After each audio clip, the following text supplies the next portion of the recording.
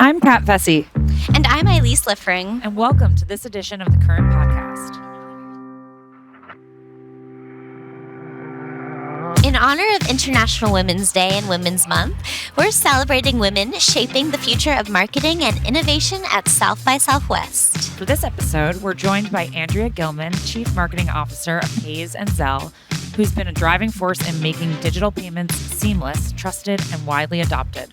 Andrea has an impressive background in payments, having spent years at MasterCard and fintech companies before joining Early Warning Services nearly 2 years ago. Since then, she's played a pivotal role in making Zelle a household name and is now leading the charge with Paze, a new digital wallet solution. We'll dive into the strategy behind launching Paze and how Andrea is bringing more joy and humor into the customer experience, something not often associated with financial services. Plus, we'll discuss what's next in the evolution of digital payments, the role of trust in financial marketing, and Andrea's perspective on supporting women in leadership. Let's get started. Andrea, thank you so much for being here with us. We're so happy to have you here. Thank you for having me. I am thrilled to be here with both of you. You have had an impressive career in the payments industry with your history at MasterCard and various fintech companies. Almost 2 years ago, as we mentioned, you joined Early Warning Services and helped turn Zelle into a household name. And now you're aiming to do the same thing with Paze. Can you tell us what differentiates the products? Absolutely. What a great way to start. So yes, I joined Early Warning a couple years ago, and everything that Early Warning does is in the service of banks and community banks and credit unions. So we launched Zelle back in 2017, and I don't know if you saw, but recently last year we achieved $1 trillion in volume. And through that service, we serve over 2,000 banks and credit unions. We just launched Paze late last year, and the idea of Paze is really to facilitate online checkout for consumers, but it's a product and service like Zelle offered from your bank and credit union. The real differentiator with Paze then is this idea of combining convenience and security. So it's a convenient online checkout, no new passwords to remember, and then it's also secure because the card numbers are tokenized through the magic of bank technology, but also card information is automatically updated. So if you have a new card or your card is lost and stolen, it's automatically updated, and information is not shared with the merchant. So it's really a wonderful proposition all around for banks, merchants, and consumers. That number is mind-blowing, but I'm not surprised at all because I use Zelle on a weekly basis. Same. So I can imagine just the amount of transactions I've had. Early Warning Services launched Paze, as we've been discussing, last September. What were some of the levers you pulled to bring this service to market? Yeah, there's really three main levers that we pulled when we think about launching this campaign. They are the brand campaign that we developed in partnership with Spaceship, our agency. They are the bank channel marketing. And then also what we're doing, the third lever, is the merchant-centric campaign. So I'll talk to you a little bit about each of those levers. For the brand campaign, we really worked on developing a set of vignettes that are both humorous and relatable because we think that's a wonderful way to get people interested in the product. And then also when people see a campaign and it's something that they relate to, they trust the brand more. So that was really the focus of the brand campaign, and that's showing up in all kinds of wonderful ways in media, at the Macy's Thanksgiving Day parade, at all kinds of sports. Before you go to the movies, you might see the trailers. It's right there. Social, of course, is a big angle for us as well. With respect to the bank channel marketing, that's a really big lever. People really pay attention to marketing that comes from your banks. Just for instance, bank emails are opened at twice the rate of other merchants and other providers. So there's something really about establishing that relationship with the bank, and consumers will look at those emails. And then what we've gotten into recently, as we're marketing this online checkout solution, are working really closely with our merchant partners to create exciting campaigns all around them and their tentpole events that are really important to them. So for instance, we just did a really fun Valentine's Day campaign with 1-800-Flowers. Tell me more about that campaign. Yeah, so the idea really here with our merchants is to create relatable kinds of interesting opportunities for consumers to discover the checkout solution called Paze, and to transact with the merchants. If you put yourself into the position of the merchants, they're really looking to grow customers, they're looking to increase average value, and most importantly, also ensure that people go through and continue their checkout. So what we did with 1-800-Flowers is we did a bunch of social, different kind of influencer campaigns. My favorite was one that we developed where we talked about what different colors of flowers means about your relationship with the loved one. So just fun kinds Very of things. Again, really bringing in this humor kind of thing into it, but also making it something that people want to see and something that they think about. You think about when you're shopping for flowers, what does it mean? What color am I going to get? So it was just really a fun way to bring that to life. So clever. You mentioned wanting to bring more joy and humor to the customer experience. How have you done this with the product launch for Paze? Yeah, so when you think about online shopping, I don't know about you, but I love it. I love to sit on the couch with my favorite beverage of choice and to pick out the perfect item, whether it be a gift or a piece of clothing for myself or what have you. But the part that is not fun is checking out. How many times do you have to get up and get your card? Or maybe some consumers also take a pause when they're shopping because they're not sure they want to give card information to that merchant. And so the whole idea of Paze is to make online checkout seamless and a joyful part of the whole shopping experience. So as we brought that to life to consumers, our core brand campaign features a number of vignettes that show people in the funny ways that they shop. So, for instance, one of our most popular ones is a young dad who's juggling 2 babies while he's ordering food online for his family for dinner. My favorite, because we've all been there, is a young mom who's playing hide and seek with her kids, and while she's hiding, she's shopping. You're describing both of my life. Yeah, I mean, we can all relate, right? And then there's another one with a dad with 2 young girls, and they give him the teenage eye roll. You know, all these like really funny, relatable things that people do when they're shopping, and they're really trying to have usually a good time when they shop, a good experience, and they want to check out quickly and easily.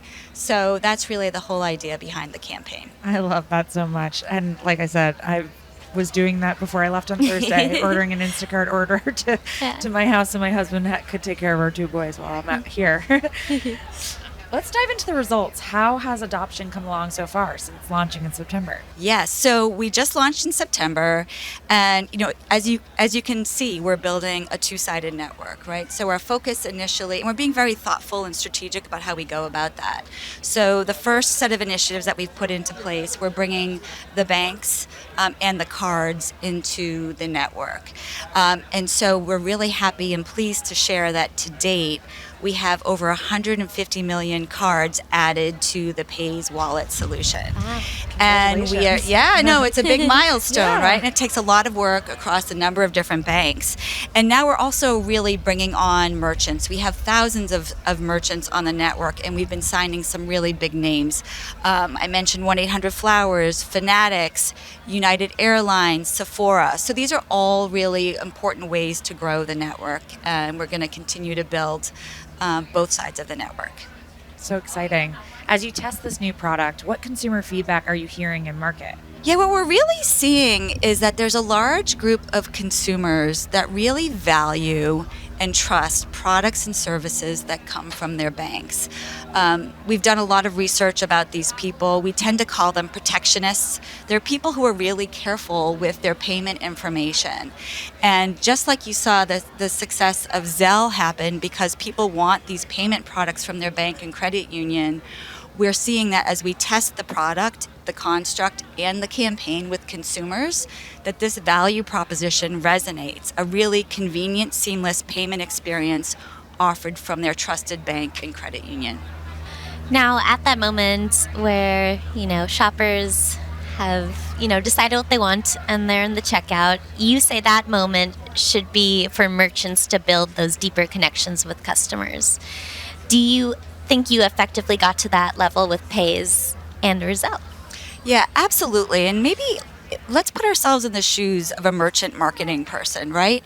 You spend all day thinking about how am I going to get customers and consumers to come to my website, to shop around and to buy something. So many consumers are doing that thanks to the hard work of these merchant marketers, putting items in their cart and then abandoning their cart.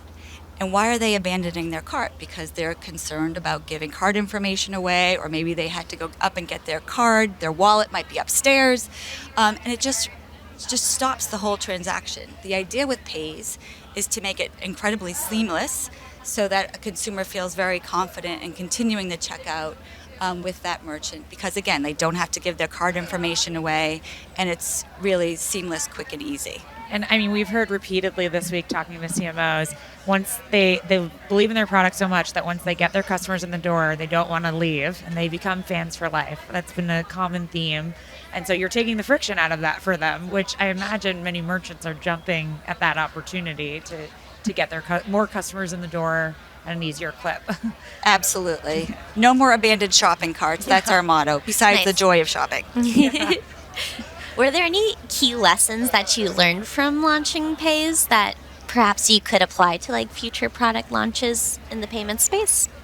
Yeah, there's been a number of different lessons. I think, the one that we've been talking a lot about is this idea that consumers really do trust their bank and credit union, and so that's a very powerful way to bring new products to market. I think the other thing that has been really great to see also is how merchants and banks can work together to reach mutual goals. And so this idea of the bank channel, using the bank channel to market these merchants who are really looking to grow their customer base and grow their sales and all that kind of thing and extend their relationships, just as you said.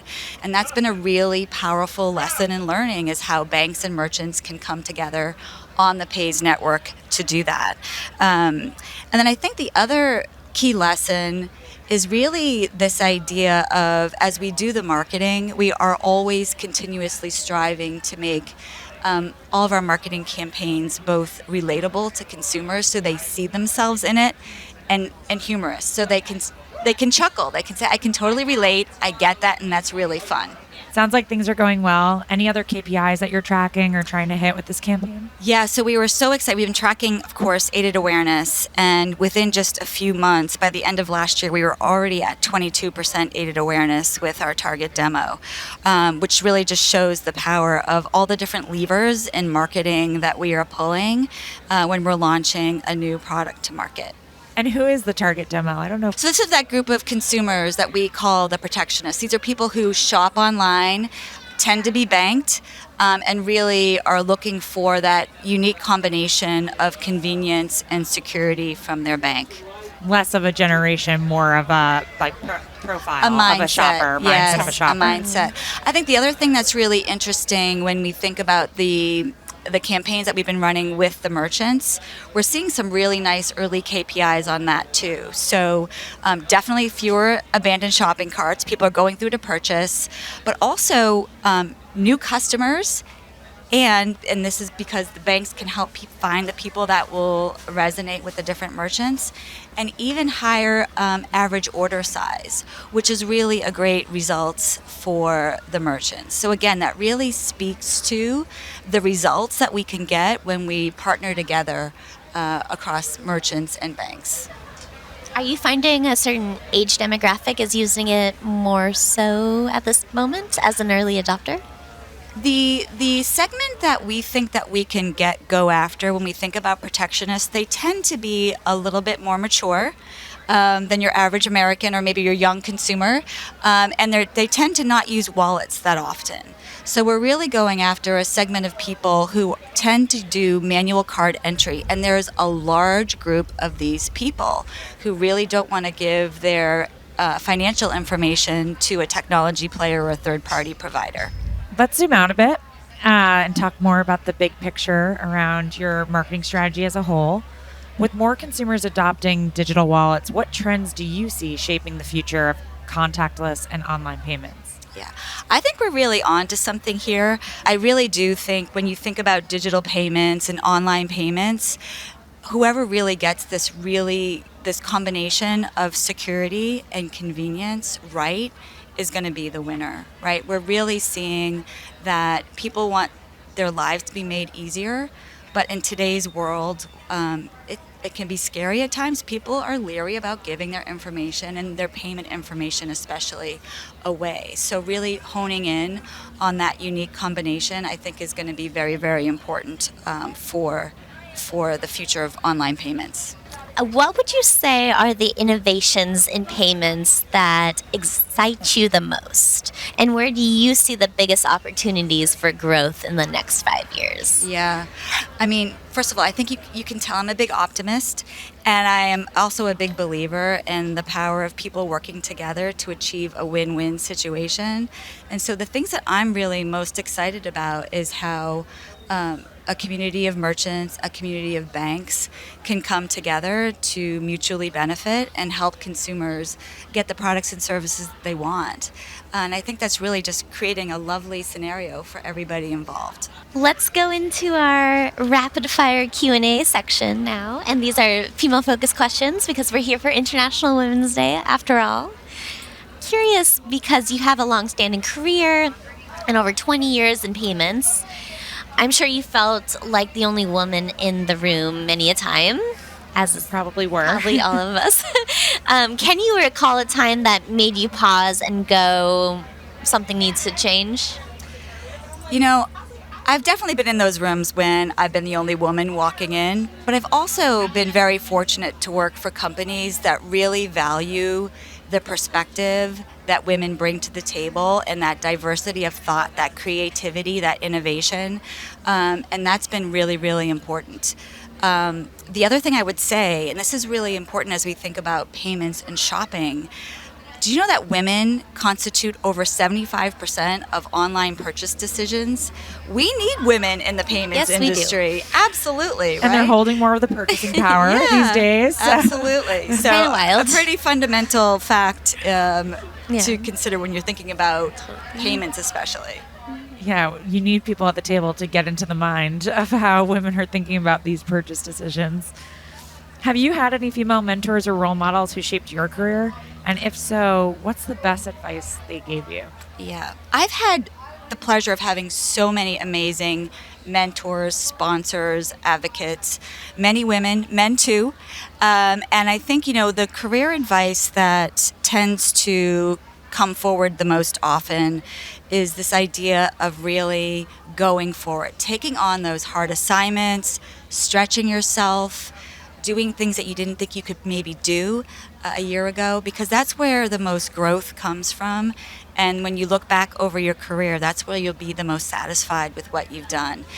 It also builds a lot of confidence. And I think all that, the success, the confidence, starts to build this virtuous cycle for women in their careers. And I think that's really, really important. How do you see the role of women evolving in the marketing industry? Are we making any progress at all in leadership representation?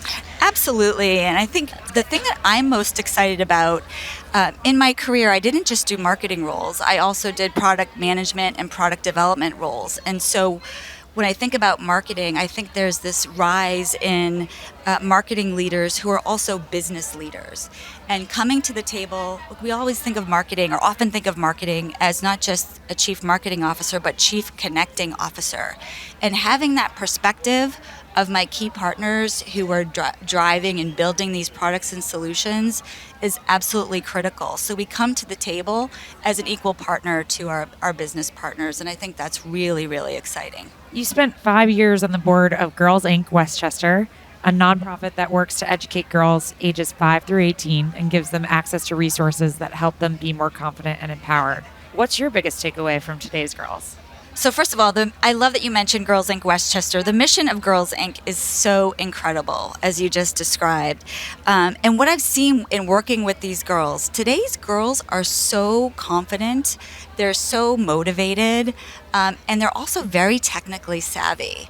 So I think the future is super exciting for young women today, and I can't wait to see them all come to their fullest extent of themselves. I'm so glad to hear that. Truly, that the next generation is coming, or even like several generations down, are coming in with more confidence and more energy around their pursuits. Because I feel like that is the most important key that a lot of us are still trying to figure out and still trying to truly bring to the table. So that's an amazing that it's just now innate.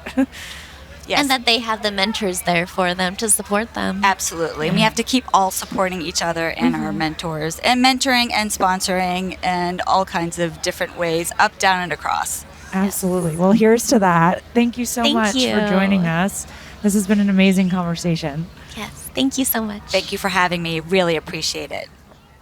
Andrea Gilman, Paze and Zelle's Chief Marketing Officer, did not disappoint as Nope. our final interview this weekend. What did you think, Kat? I loved just the notion of creating a more frictionless experience in payments. I am an avid online shopper, as my family will attest by the number of boxes that show up on our front step. And I certainly, it sounds like a service that I will look for and try to use. I love that they're taking a focus on aligning with merchants and creating this win-win environment for everyone. As I mentioned in the conversation, and as we've heard all week, that customer acquisition piece is so important for so many brands, and the easier that it sounds like they're so focused on making it as easy as possible and as safe as possible, because the target that they're going for is someone who's maybe a little trepidatious about giving their information. Yeah, that's what I was gonna say. Like, that's really interesting that they have a particular like customer in mind for this. Yeah, and Zelle now has 1 trillion payments on it. Yeah, that was wild to hear. This is wild. That's a lot. So I imagine that I can appreciate that they're going after a target demo for their launch, but I imagine that it will exceed far further beyond that trepidatious consumer. Although, shout out to my mom and dad, because I think they are definitely a customer that would feel safer knowing that Paze was encrypted and had all the levels of security in putting in their payment information. Same with my parents. I liked how she talked about bringing joy and humor to the customer experience too, because this is such like a transactional type of situation, and it's really shows that they're thinking about that underlying like reason why people want to shop, and it brings joy to their life. And the end user, I mean, the 2 vignettes that she described, I need to go back and watch them now, literally describe daily scenes within my household. So I love that they really, it sounds like Spaceship nailed it on their customer research. Yes. On finding those moments that resonate with their customers. In all these conversations, I think it's been really nice to hear about all the progress we're making as women. We are also doing these interviews from the Female Quotient Lounge, which we'd be remiss to say their entire focus is on closing the pay gap for women. So I think just walking away from this weekend, I'm especially inspired that it sounds like we're making a lot of progress. Yes, and that, as she was talking about future generations of girls growing up in a world with like mentors and whatnot, it's nice to know that they will have the confidence and be empowered to become their own leaders in marketing someday.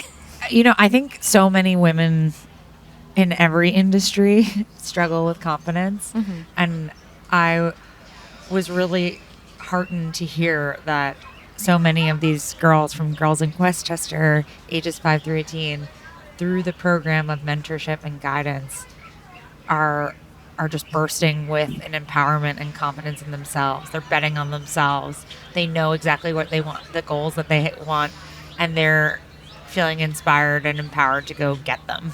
And that's a spirit that I hope continues, and I hope we can foster, and that they don't lose in the ebbs and flows of life, because I know so many women just struggle with that feeling of doubt or self-doubt, or like we talked about earlier in the week, telling yourself a story. Hopefully we've completely removed that from our next generation of girls. Well, Elise, great week. It was a great week. I've had so much fun with you. I'm so glad we were co-hosts. I know, me too. And that's it for this edition of the Current Podcast. Be sure to tune in this whole month as we release all the recordings from South by Southwest. See you next time.